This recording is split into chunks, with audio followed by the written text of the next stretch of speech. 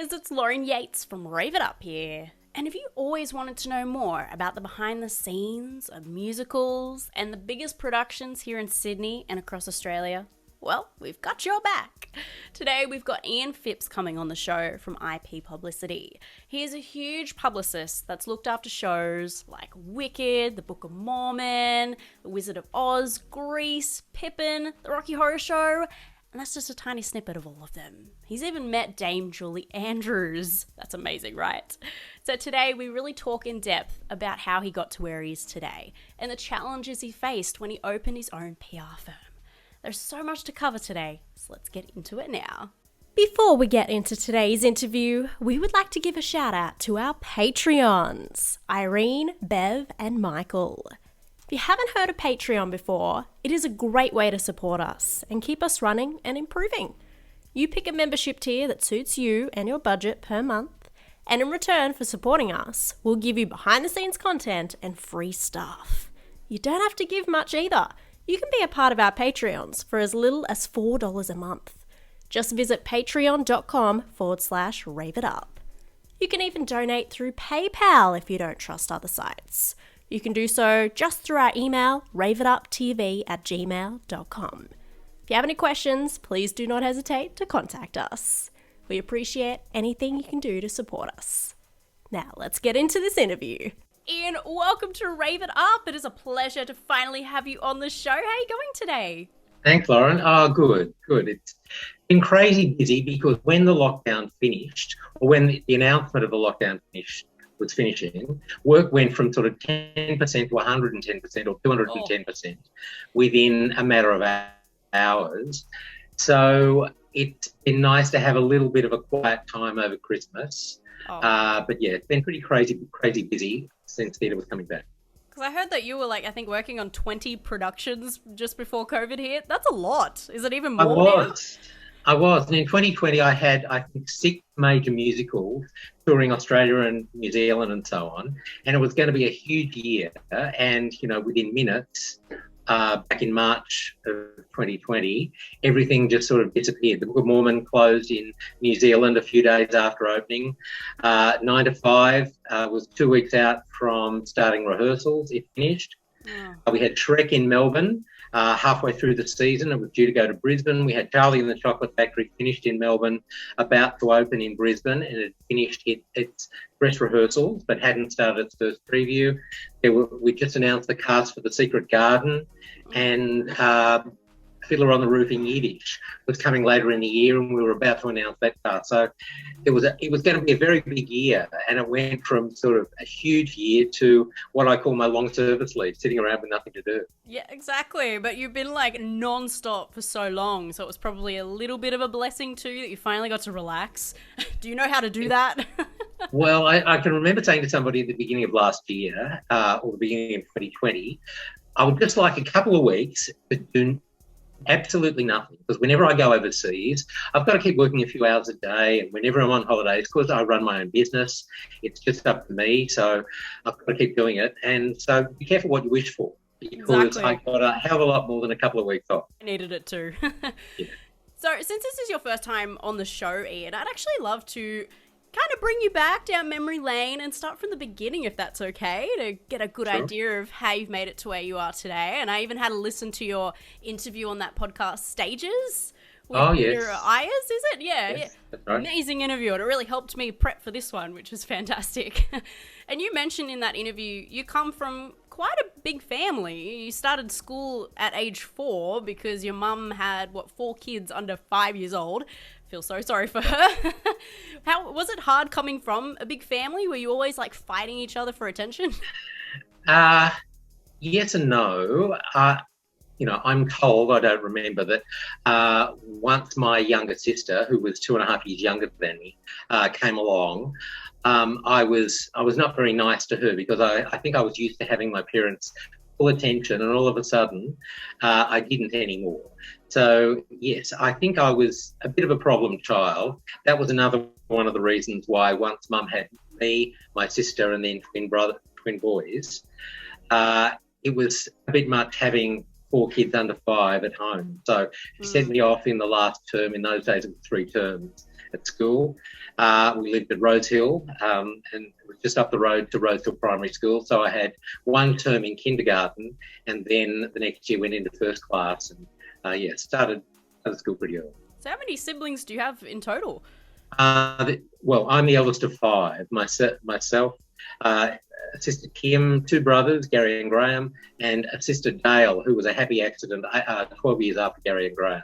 Wow, that is a big family.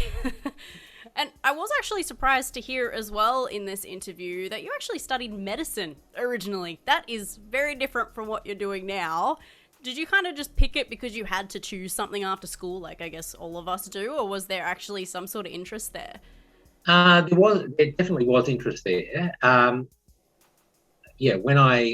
All through school, I used to say, I want to be an actor or I want to be a television personality. That was what I always said when I was young and straight through. And everybody, of course, said to me, oh, a bit risky, you need something to fall back on, that old thing. So when I left school, I was interested in medicine because it seemed dramatic to me. And there were quite a few in my year at Wollongong High School got into medicine. We all came up to Sydney from Wollongong and did it. But after 4.5 years, I thought, I'm never going to get out, and I really want to be in the theatre world. And if I don't get out now, I never will. So I can remember speaking to the Dean of Medicine, and he was saying things like, we've spent $60,000 on your education, don't waste that. He said you can always come back in a year. And I said, okay, we'll see. So I got out of medicine. I did love doing medicine. Whenever I'd go home to Wollongong on weekends, I'd go up to casualty at Wollongong Hospital at sort of 10 o'clock on a Friday and Saturday night and work there with the nurses and doctors until 3, 4, 5 a.m. Wow. with car accidents and this and that. And I loved the drama of it, the theatricality of it all in a way. And I made a lot of great friends, some nurses I still know very well and see. But after 4.5 years, the people that I was studying with had become a bit boring. They become doctors instead of interesting, unusual people. And the ward sort of work was, to me, a little bit routine. And I liked variation and, variety. And I thought if I don't get out and try acting now, I never will. So I got out, did some acting classes, did a couple of plays. I was in an episode, I think 2 episodes of The Young Doctors as a patient. And then I realised I wasn't very good at being an actor. I wasn't a good actor. And I stumbled into a job at the Sydney Theatre Company, working in the box office there, and then putting up posters around Sydney for their productions. And ever since then, I've just got offered jobs along the way. And I feel like my route was mapped out to where I am today, that I just had to say yes to these opportunities as they came along. And, it's all worked out for the best. Yeah, the rest is history, right? Yeah. You didn't actually go to a lot of musicals growing up. You more went to movies and things with your family. So where do you actually think the love of all the arts and entertainment came from? I can remember my first theatre-going experience. I was about 6 or something like that, I think. And it was at the Tivoli, the old Tivoli in Sydney. I don't know where the Tivoli was because it's long since pulled down. But it was a pantomime at Christmas. And it was Alice in Wonderland. And I remember it distinctly because I was sitting on an aisle and an actor and writer called Michael Boddy, who was huge, was playing the Queen of Hearts. And I've got vision of him coming down the aisle behind me, and he was interacting with different people sitting on the aisles and got to me, and I was terrified because I thought he was going to sit on me and squash me. And I've also got vision of the next year going to see what was it, the Wizard of Oz. Reg Livermore played the Wicked Witch, but I've just got a vision of the Green Witch flying across the stage. So there was a love there back then of shows. Then my 6th class did a musical at school because I had to repeat 6th class. I was too young to go to high school. And I went to a different school where they did musicals, and I did one then. And I think that love has gradually developed. At high school, I set up and ran a film club, and I brought a couple of busloads of people from Wollongong to raise money for the film club up to see Jesus Christ Superstar at the Capitol Theatre and the Rocky Horror Show at the New Art Cinema in Glebe. So there was always both movies and theatre, with a love of it. I think I love the drama. And I used to have puppets and do puppet shows for all the kids around the neighbourhood, and force my brothers and sisters to either help me in those plays that I wrote or the puppet shows, or be in the audience and so on. So it was there from a young age. I completely understand. Like, I love musicals, plays, everything around that whole, I'm going to say, arena. Like, it's just so magical. It really takes you to another place, doesn't it? So I personally understand why you love it. So for our audience, you've also worked as the publicity manager at SBS Television. That's pretty cool. The marketing manager at Riverside Theatres in Parramatta.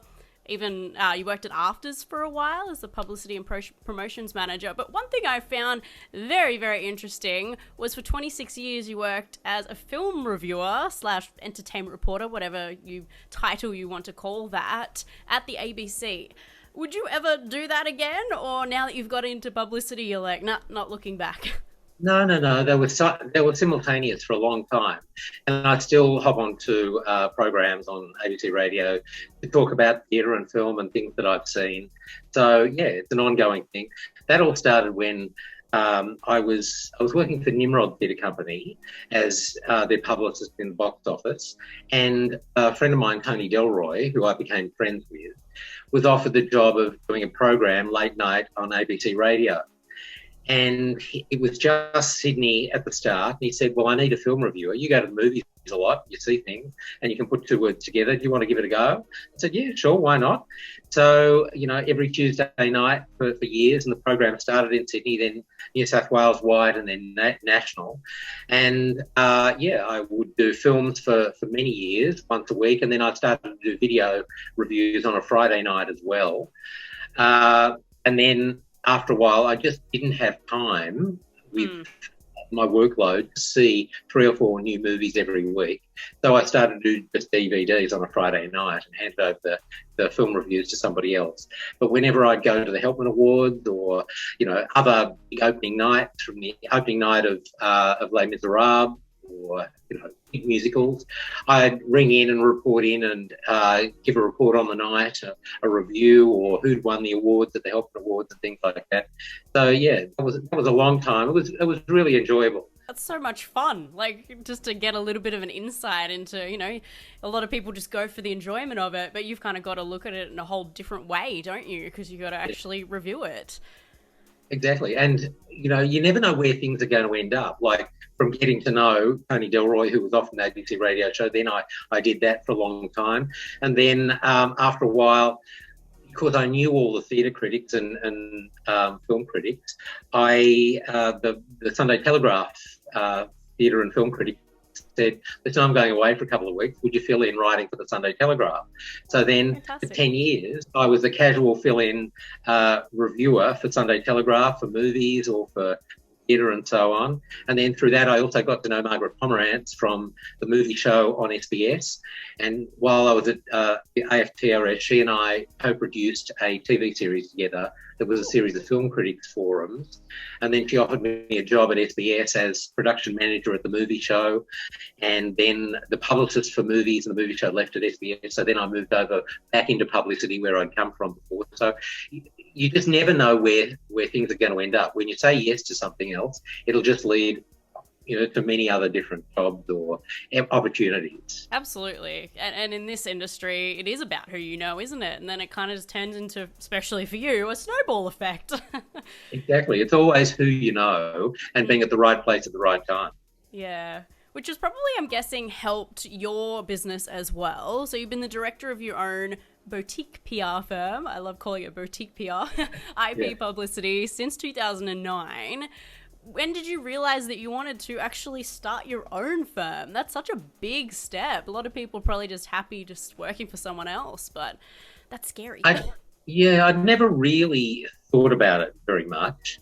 After SBS, I went to Riverside Theatres at Parramatta as marketing manager for 2.5 years because I was missing live theatre rather than TV. And while I was at Riverside, John Frost, who's mega producer, legend, came to me. I'd known John many, many years before, when I managed the Footbridge Theatre for John and Ashley, when they had the Footbridge Theatre.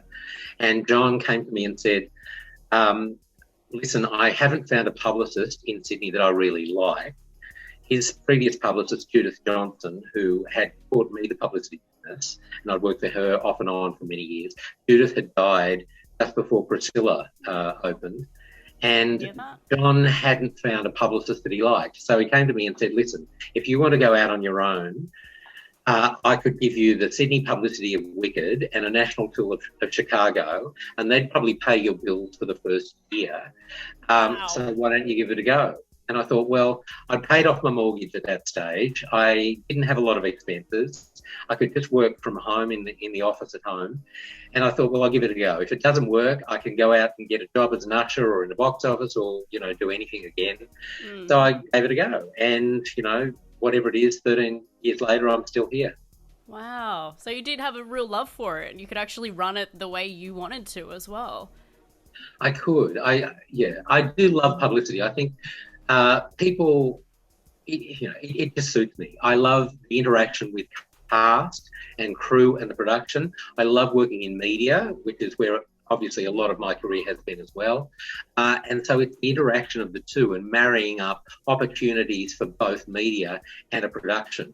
And so, when I'd been publicist at AFTRS or SDS or other organisations, Nimrod and so on, all those things really worked for me, and I knew that was the area I wanted to be. When I went to marketing at Riverside Theatres, I realised that publicity was where I wanted to be, because I wasn't interested in advertising schedules and other things like that. I was interested in the interaction with the cast and finding out a great story that one of the cast members might have that then I could pitch to a radio program or a newspaper and get up an article. And, that was what was interesting me most. So, yeah, it just worked out. And then because I could start my own company, and initially I said yes to basically every job. And then after a while I realised, I'm very busy. I think I probably could say no to a few things, and I will get offered other jobs. I don't need to say yes to everything. I realised that, this was an area that I wanted and I enjoyed, and I could pick and choose the projects that I could work on. Looking back on your past that we've talked about, and to now obviously owning your own company, correct me if I'm wrong, I would think that all those other jobs has actually helped you for your own business, right? With all the contacts that you've made originally. So it helps with opening nights, you have heaps of media contacts, and vice versa with everything within publicity. Yeah, exactly. Everything I've done up until now has led to now, because I know the television world intimately, because I produced TV and I was, there working as a television publicist, managing theatres, managing the Footbridge Theatre, knowing how front of house and everything works in a theatre, doing budgets and ordering and so on. I set up the Orpheum Theatre at Cremorne and employed the staff and set up the bar licence, all that sort of stuff. And that helped, knowing all the front of house and procedures there. Doing budgets for SBS TV publicity and for AFTRS and that sort of stuff helps me with my budgeting for my business and so on. And working in media, in ABC radio and Sunday Telegraph and all those sort of areas, I know how they work. And so I know the sort of stories they're going to be interested in. So I'm not wasting my time pitching them something they're not going to be interested in. I'm pitching them something they will be interested in, and they can't say no. So everything I've done, yes, has led to this point, to make it easier for me to do my job here working for myself. Which is a good helpful tip for our audience too, because I know a lot of people just want to go out, work for themselves, create a business, but actually sometimes you need to do those hard yards to also make it a little bit easier for when you do have your own business. That's right. You need to make connections, like you said. It's who you know rather than what you know. So working with a lot of different organisations helped me to gain connections in lots of ways, to get to know a lot of performers, producers, stage managers, theatre owners, all those sort of things. And all of those people are my network that feeds work, and also mentors and so on. We all need mentors, the people who can who you can pick up the phone and say, hey, listen, I'm thinking about this. What do you think about this? I've got a lot of people who I've spoken to over the years who have advised me and so on. So many years ago, 30 years ago, I couldn't have gone out and set up my business and been successful. It's everything that's led up until this point 13 years ago that's made it successful. So did you have any challenges in the beginning then? You did have to do it all by yourself, so that was a lot of work. I did. And I hadn't run campaigns in other states, for example. I'd always been Sydney-based. So learning about media in other states was a bit of a challenge because as a national publicist of a touring musical, as I was in Chicago 13 years ago, we have a local publicist on the ground, but me as national publicist, I'm supervising them, giving them all the tools that they need to do their work in their city. So I didn't know too much about that. So that was something I learned, and I learned from other people at the same time. There are lots of other things I learned along the way. Yes, it was busy at first, but I was only working on a couple of different productions initially because that's all I could handle. After about something like a year and a half, I had a call from an intern at UTS. Who was looking for a placement, and I thought, oh, okay, well, that would be handy to have somebody else to give me a bit of help along the way. And so Carla came in and did 1 day a week for 3 or 4 months, and then when she left uni, I was getting busier because I was offered more work, and I said, how about I employ you a couple of days a week until you get a job? And she said, okay, that sounds great. So I employed her a couple of days a week, which was really good. And then she got a job. And I said, well, actually, I don't want to lose you. And I've got all this work to do. So how about we say 4 days a week now? And when I get another couple of jobs, then it goes up to full time. She was happy with that because she really enjoyed the sort of work. So Carla was with me for 3 years as an employee. And so I've had other employees ever since. I started out on my own, but then gradually built. I don't take on too much work because I don't want to have to take on extra work to pay for extra staff. And people employ me for me. So I've got to go to meetings with all those different shows and employers and things like that. So, I'm now back after COVID to myself and one employee and my partner doing our social media. So, it's just a small team and we just take on enough work. It's like you need to clone yourself so you can be in all the places at once. That would be more helpful, wouldn't it? That would be really good, yes. Yeah. But it doesn't work that way. So how do you know which opportunities to actually say no to? Do you just pick the ones that you like the most? Mostly, first of all, producers I've worked with before and liked working with, they get priority. Yes. John Frost and Gordon Frost organisation, Crossroads now. I've done all their work for the last 13, 14 years. So I sort of know a year or two ahead what musicals they will have. So I can see spaced out on the calendar when they're going to open and so what gaps we're going to have. Sharon, who works with me at the moment, and I work on those musicals together. So I work out when we're going to have gaps in our schedule and when we won't be so busy, so I can take on other work at those times. So it's about timing. It's also about the projects that we're interested in because Sharon, somebody might offer Sharon a job and she says, oh, I'd love to do this. And I say, well, we're going to be busy, but if you want to do it, let's do it. And I can do a bit more of your work at that time and so on. And also it's volume of work for each show because we've done a lot of very small shows, but those small shows often take as much work as a very big show. Because you've still got the same process, no matter what the show is, of writing your media release, sending it out, pitching stories, doing an opening night invitation list, sending it out, inviting reviewers, make sure reviewers come, compiling the reviews, sending them off, make sure everybody comes to opening night and do all the follow-ups of all the in-season publicity and so on. So it's the same process for every show, no matter whether it's a multiple mega musical or whether it's just a 3-week season at the Old Phipps Theatre. It's the same process. And those small shows will often take as much work as the large one. Wow. So we've only got a small amount of time, it may not be right to take on a small show that I can't give as much time to as it deserves. And so I'll suggest to that producer several other publicists who might have the time to take on that show. Yeah, because you don't want them overlapping too much where you got to do even double the work, do you? Exactly. You know, like I said recently, when COVID when the lockdown was finishing, and all the shows were being announced, there was a few weeks where, you know, I think 10 shows or whatever we've got coming up in the next few months all needed announcements, media releases, and all that sort of stuff. So it was pretty crazy. It's calming down now over Christmas, and you know, over Christmas it was quiet. New Year now, we'll start to beef up again soon because we've got the Little Prince just opened at Sydney Coliseum, 9 to 5. Finally, 2 years later, starts rehearsal in the middle of January. Head Over Heels for the Hayes Theatre starts rehearsal a week later. A couple of other things in February. So it'll get busy again now, but then it'll quieten down again. So there's peaks and troughs, and we've just got to work out ways of planning and, you know, doing everything right so that it smooths it out and we're not doing, you know, days at night, 7 days a week. Yeah, well, I was going to ask, do you prefer the large-scale productions or the smaller ones? But if it's the same amount of work, I'm guessing you love them all? I love them all. Every project is different. Yes, I've got, you know, lots of favourites over the years, some small, some big.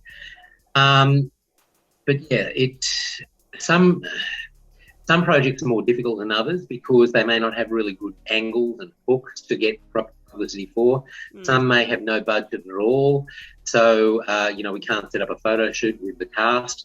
So therefore, we don't have a really great image because the thing that sells an article to media best is a great image. If you've got a great image, you can get across the line most of the time.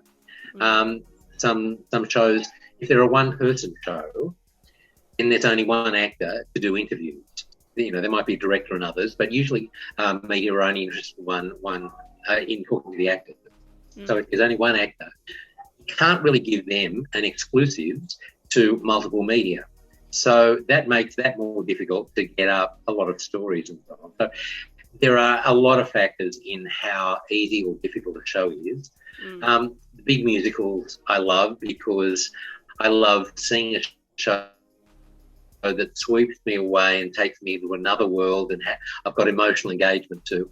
And often the big musicals too. Wicked, of course, I worked on for 7 years, and that was my favourite, of course. Yes, you know, that music still brings back so many memories of seeing it. I saw it in preview on Broadway with Christian Chenoweth and Idina Menzel. I went to the very first preview in London where Helen Ballymore had her first performance as Glinda. That was like a rock concert. The show was 20 minutes longer than it normally is because the minute any new person came on stage, there would be huge uproar and standing ovations. When there were after every song there was huge ovations on, and then afterwards there were about 2,000 people outside the stage door clamouring, closed off the roads. Wow. Like that. It was a great experience. But yeah, early experience for Wicked made me really keen on working on it in Australia, and I had a wonderful 7 years with that show, and that is one of my favourites. And what do you think your favourite part of your job is? Is it opening night or red carpets, media calls, or just the quiet time at home in your office? Well, red carpets are often frantic. Opening nights are frantic because I have to please a lot of people. If somebody's lost their tickets, or you know, somebody turns up without tickets, or you know, all those sort of things. Opening nights aren't really my favourite time. I'm always thrilled when they're over and done with. Yep. Media calls are great. Successful media calls even more when it's something of interest to all TV and all newspapers and everybody turns up. That's a really satisfying moment. I think the planning of the campaign, though, is one of my favourite jobs, when I think, okay, I get on the first day of rehearsals, everybody meeting for the first time, and I hear lots of great stories in the cast, and I think that's a really good story. I'm going to pitch that to the Daily Telegraph, or you've got a fascinating backstory. You make a really interesting story for Spectrum in the Sydney Morning Herald, Review in the Weekend Australia, and so on. So the process of mapping out a campaign is always pretty satisfying too. And then when it pays off in the end, even more satisfying. Yeah. Yeah, it's the planning and then seeing it come into reality. I love that too. I'm an organised person, so I get a good satisfaction out of that. And I also love the dress rehearsals, going in for the final dress rehearsal and seeing a show without an audience. And I may have seen all sorts of bits and pieces in rehearsal, but going to a dress rehearsal and knowing the excitement that everybody, all the audiences are going to feel for that show, just getting moved myself in an empty theatre, that's a great time. I've never experienced one of those, but just, opening night and everything is just all really magical. So I can imagine without a crowd must be a whole nother experience. A bit eerie, but really, really fun. It is. Yeah. It's great. So we can easily say Wicked was probably your favourite to work on. Which one do you think you were the most stressed in? Gee, that's hard to say. I'll just give you a couple of other favourites first. Driving Miss Daisy with Angela Lansbury, James Earl Jones, for 6 months, having them in 5 cities across Australia was just heaven. To say I spent 6 months with Angela Lansbury is just something I would never have contemplated in years gone by. Doing publicity for Julie Andrews in her stand-up talk, and then gonna bring that up. Lady. Did you fanboy? To be in a room and you hear a voice behind you saying, "Hello, I'm Julie," and you turn around and it's Mary Poppins and Maria. That was magical. Those sort of experiences have been wonderful. A lot of the small shows at the Hayes too, because they are magical experiences. Recreating a show a big show in a tiny space. A lot of those are magical as well. Being the publicist for Sir David Attenborough, and having lunch with him and then doing a couple of interviews with him, that was glorious. Professor Brian Cox, one of the Palins, one of the Monty Python, Michael Palin. He was just so lovely. Everybody's grandfather. Spending time with people that I had seen in media over the years and got to know them, that's been really exciting. But on the other side, the most frustrating, a play called Legends that John Frost was sure was going to be a hit. And he brought out Juliet Mills, Hayley Mills, and Juliet's husband, Maxwell Caulfield. The play had bombed everywhere it had been on, but John Frost thought, this is going to be a huge hit, it's going to be great. And the casts were fantastic. Leah Howard, great Aussie cast as well as those three. We opened in Brisbane. Lukewarm reaction.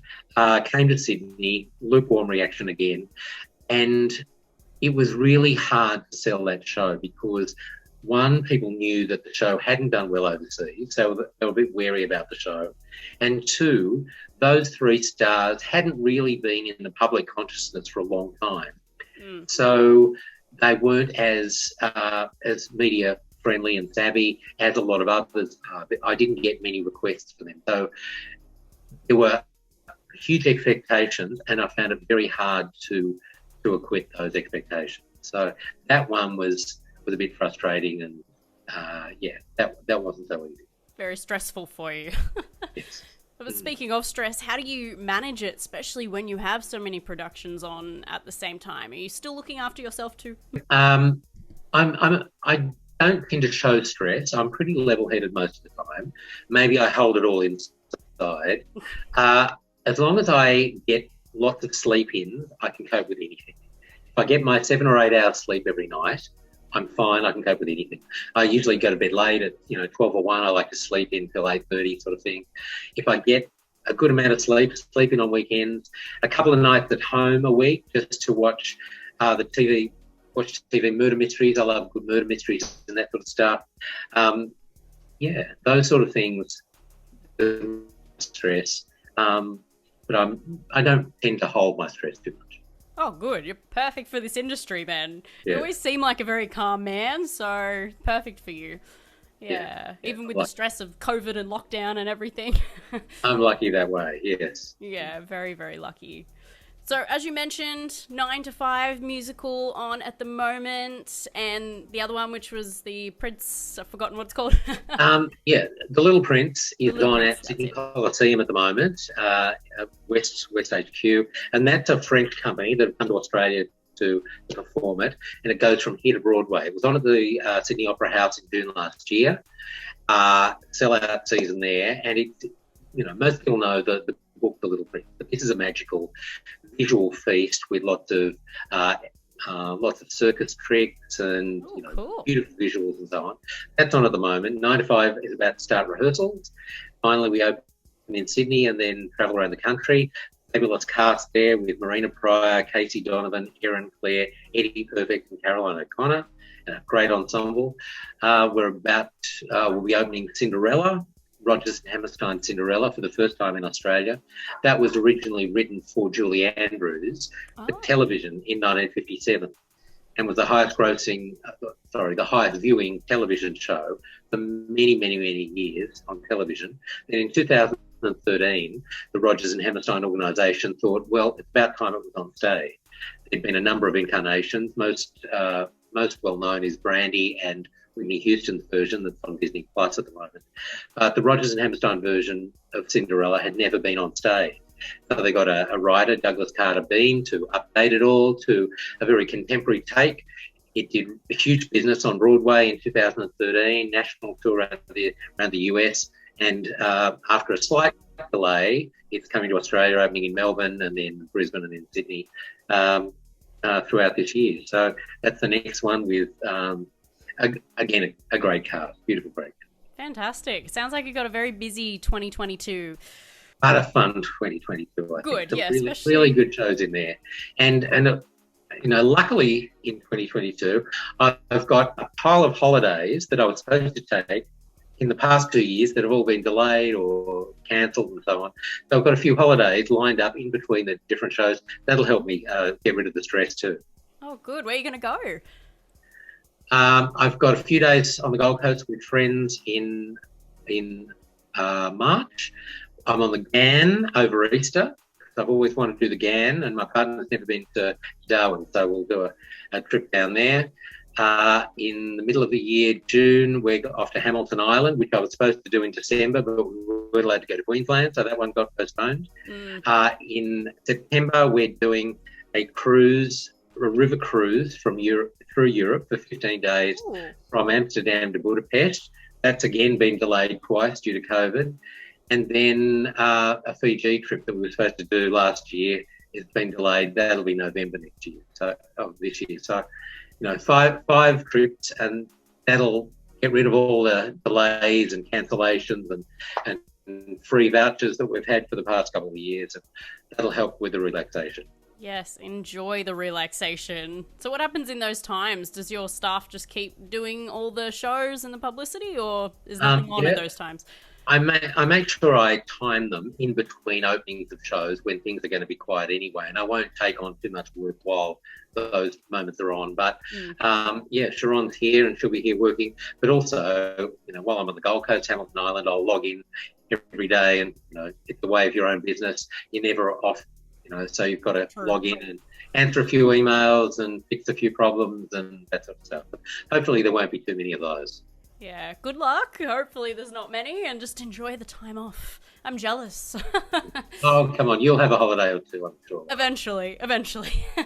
For me, I was dying to get back to work, It's good that I could do so many Zoom interviews, but it's good to start getting back into some in-person ones as well.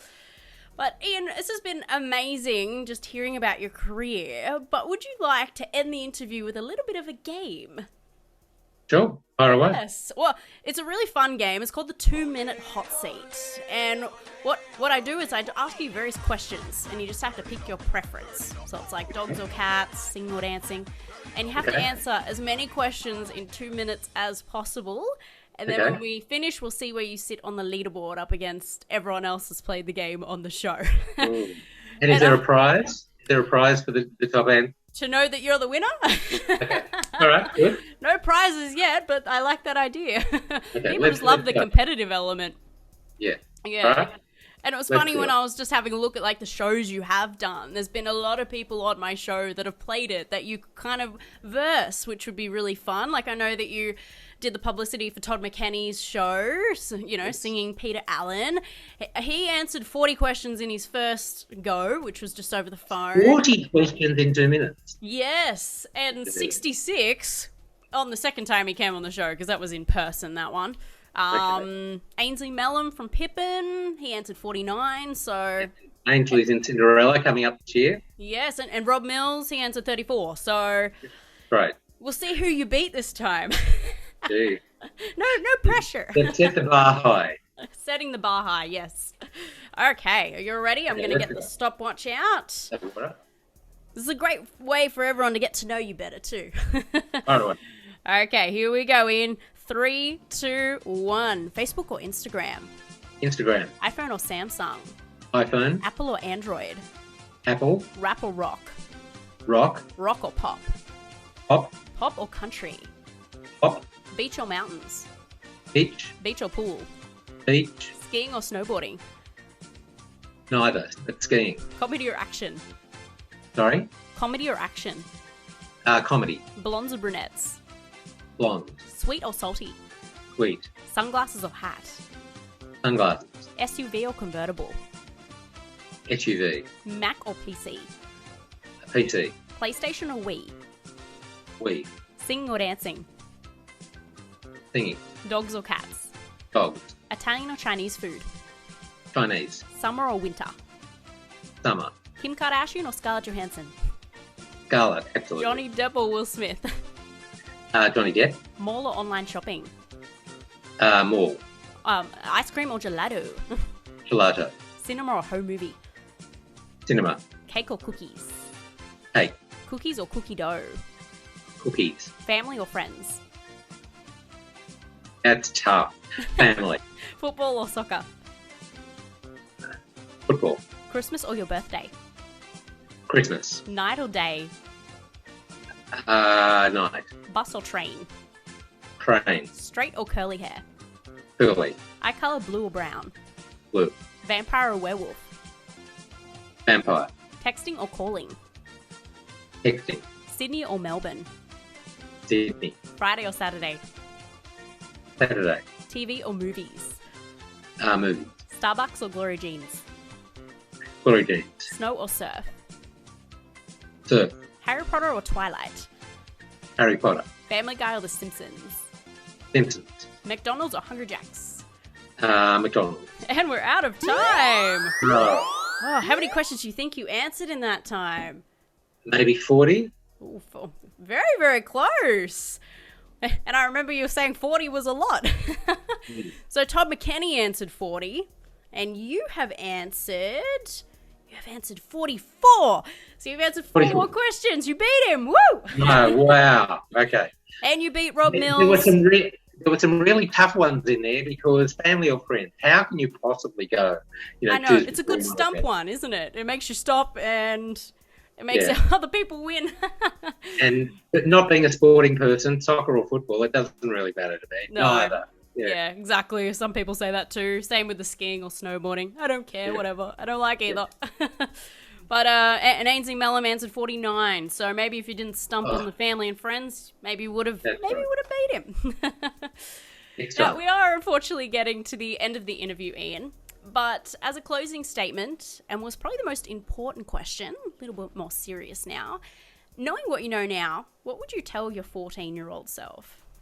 I would say to myself, say yes to every opportunity because you don't know where it's going to lead. And you're going to have a great time. Just enjoy it.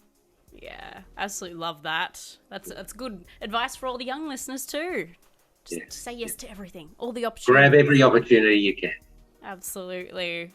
Well, we put that in a book last year, the book behind me. So I love still asking people that question. Who knows? I might write another one and put you in it.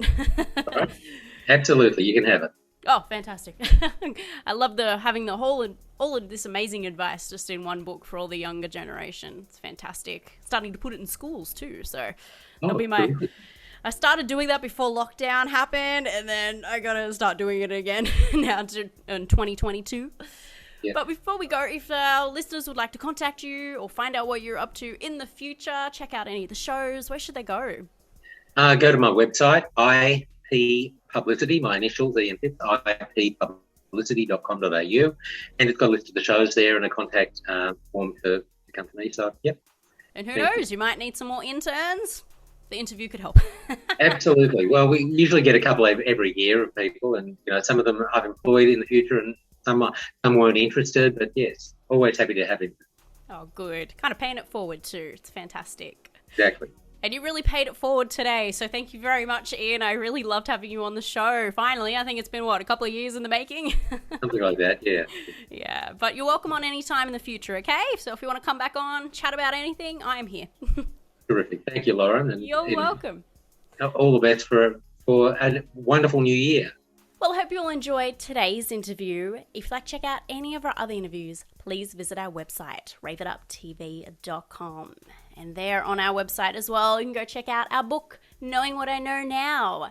And I also wrote a little mini ebook during the second lockdown here in Sydney called Staying Strong, Finding Inner Peace During Hard Times, for only $4.99.